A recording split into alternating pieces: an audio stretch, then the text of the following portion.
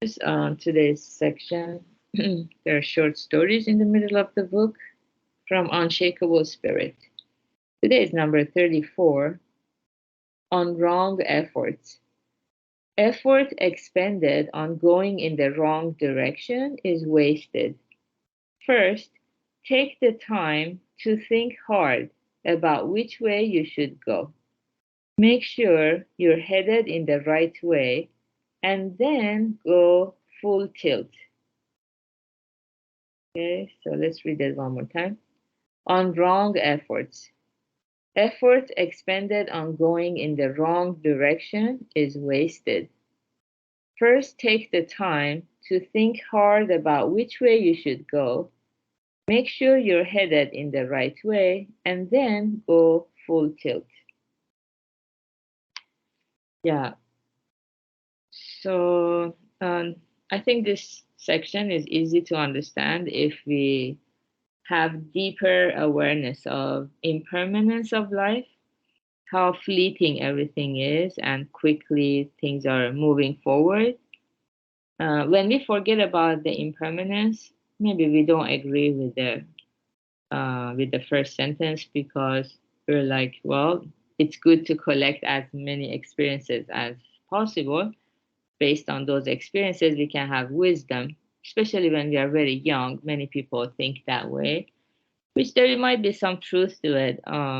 Yeah, at that age, if people haven't accumulated like that merit or good deeds from the past, so they lack that wisdom to learn from other people's mistakes. You know, we don't have to make all the mistakes ourselves and experience everything. We can always learn from the mistakes of other people.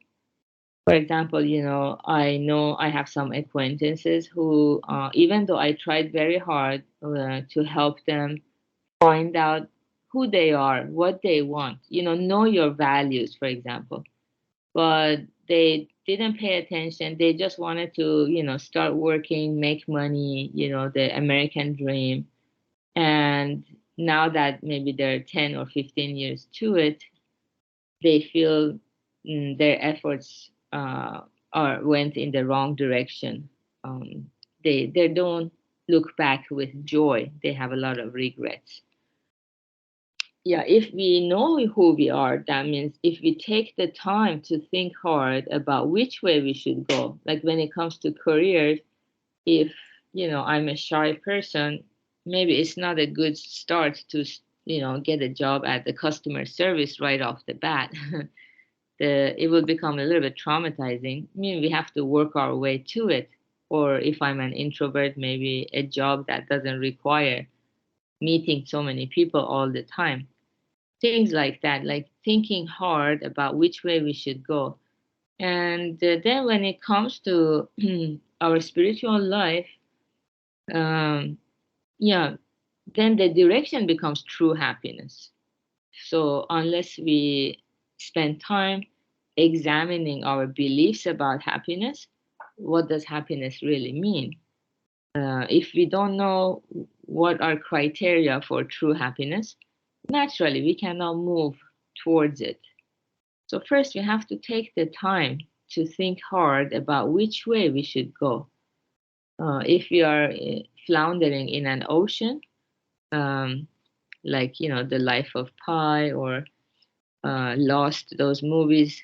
If you are in the ocean lost, it helps if we can spend some time to know which direction to move towards. I mean, if we are very far away from the shore, maybe we have no way to know. So if there are people who are our predecessors who have been moving towards the shore, who have been uh, leaving behind some kind of a trail, so to speak, then we can go in that way if we learn about the true happiness to have that kind of certainty about it. Otherwise, it's like firefighters who, in panic, they're like, oh, we have to extinguish the fire. We have to put it out. We have to put it out.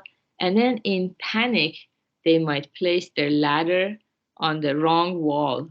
So maybe the fire is coming out from the other side of the building or another building.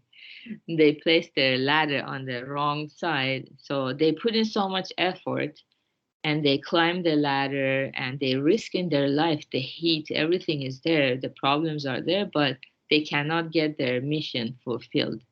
So we need to spend a little bit time to think hard about, am I in this on the right direction? Is this gonna bring me the happiness that satisfies my soul? If we find the happiness that satisfies our soul, we can look back and feel gratitude to everything that has happened in our lives and have no regrets. That's a that's very, we feel very rewarded for all the efforts we put in. Yeah, so that's why contemplation is very important. And when we don't have the answers, so joining this recitation meditation to get insight and then listening to the Dharma again and again, for sure will show us the way to the shore of enlightenment, the direction where we move forward and arrive at the happiness that holds us fast, never to abandon us. Once we experience happiness that does not abandon us, we can look back and see all those stepping stones that led us there. We can become full of gratitude. Even if some of those stepping stones, we had a lot of painful experiences, we can become fully grateful. So that's the beauty of listening to the Dharma and practicing every day. So good job, everyone, for being here. I'm so happy to practice with all of you. And have a beautiful Tuesday.